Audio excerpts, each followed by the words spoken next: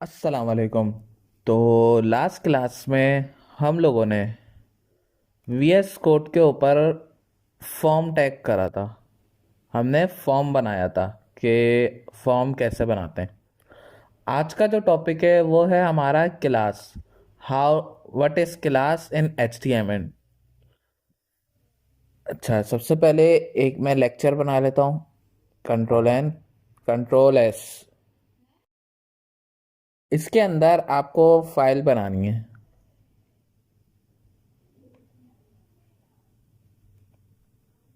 यहाँ पे हमने लेक्चर 6 बना रहे हैं। लेक्चर 6 का नाम रखा और सेव कर लिया।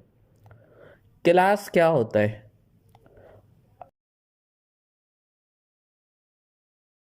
यहाँ पे गए, यहाँ पे हमने एक हेडिंग डाली, कंप्यूटर। इसके अलावा एक और हेडिंग डाल रहा हूँ मैं यहाँ पे,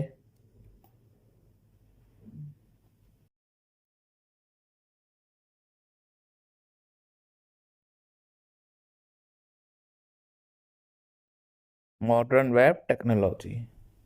रन करा अपनी फाइल को।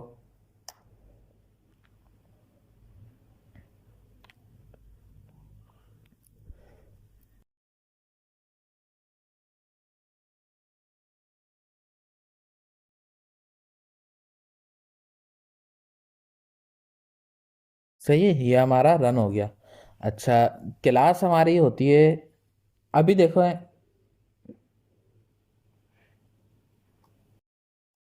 मैं इसके अंदर स्टाइल अप्लाई कर रहा हूँ।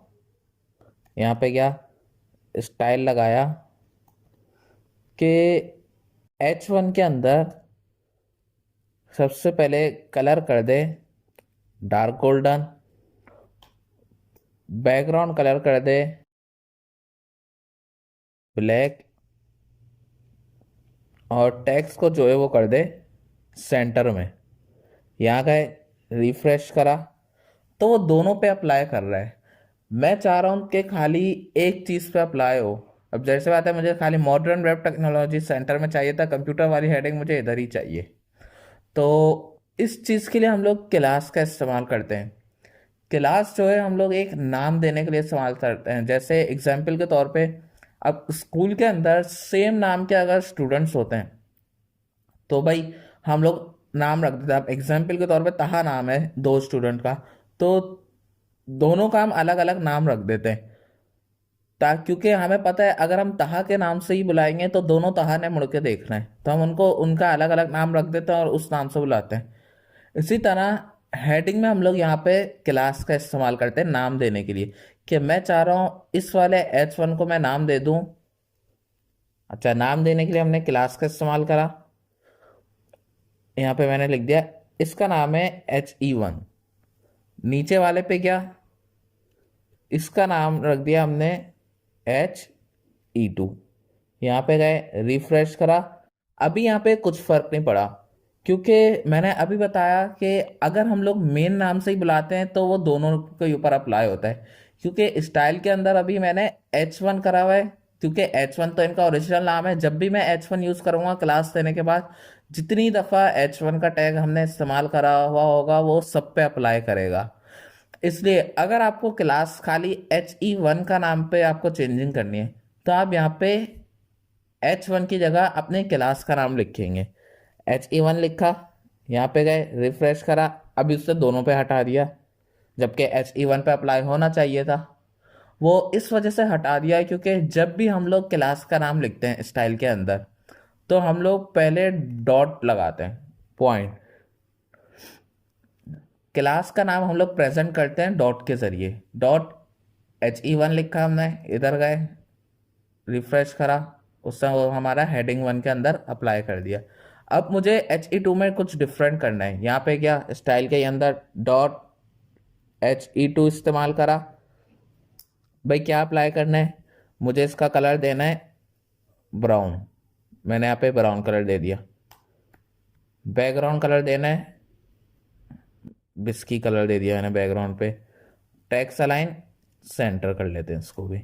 यहाँ पे गए, रिफ्रेश करा, इस तरीके से हम लोग चेंज कर सकते हैं। और ज़रूरी नहीं है क्लास आप खाली एच के टैग में इस्तेमाल करें।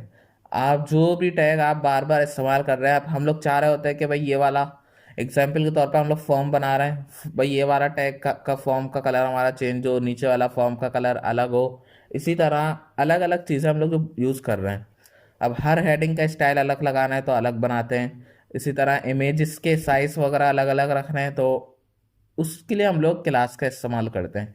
क्लास एक बहुत ज़रूरी चीज़ है इस्तेमाल करना, क्योंकि अगर विदाउट क्लास यूज़ करेंगे तो वो सब पे वो वही अप्लाई कर देगा जो H1 है। इससे क्लास हम लोग लाजमी। और अगर एक दफ़ा आप H1 में क्लास यूज़ कर रहे हैं तो आगे जितनी भी मर्तबा आप H1 का टैग इस्तेमाल कर रहे हैं तो क्लास लाजमी दें। क्योंकि अगर आप H1 में ही काम करेंगे तो वो फिर सब H1 के अंदर वो चीज़ अप्लाई कर देगा। अच्छा, इसके अलावा कल हमने ये वाला काम करा था फॉर्म का। फॉर्म के अंदर हमारी एक चीज़ रह गई थी, वो ये थी कि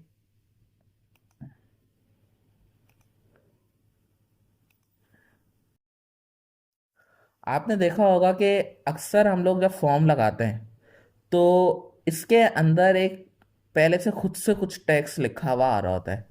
तो उसके अंदर वो लोग प्लेस होल्डर यूज़ करते हैं। जहां हमने इनपुट का काम करा, यहाँ पे गए, प्लेस होल्डर लगाया, और इसके अंदर क्या आप लिखना चाह रहे हो, फर्स्ट नेम, फर्स्ट नेम लिख दिया हमने, इधर गए, रिफ्रेश करा, तो वो हमारा इस तरह लिखा हुआ आएगा। जैसे ही आप इस पर क्लिक करके कुछ लिखने के लिए करेंगे वो हट जाएगा।